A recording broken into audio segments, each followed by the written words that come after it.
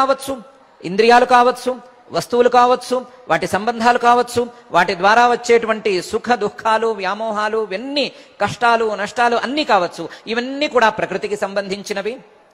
ఇవన్నీ నావి అనుకునేటువంటి వాడు జీవుడు. ఇది కేవలం నాది అనేటువంటి భావన, ఈ సుఖం నాది అనేటువంటి భావన మాత్రమే జీవుడికి సంబంధించింది.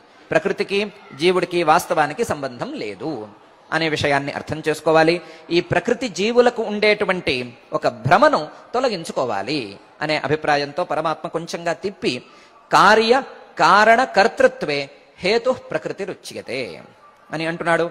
ఏ శరీరమైనా, ఏ ఇంద్రియాలైనా, ఏ వస్తువులైనా, వాటి ద్వారా వచ్చేటువంటి ఏ భావాలైనా సరే అవన్నీ ప్రకృతికి సంబంధించినది. జీవుడు మాత్రం ఆ సుఖ దుఃఖాలను నేను భోక్తను అనుకుంటూ ఆ భోక్తృత్వానికి హేతువుగా నిలుస్తున్నాడు.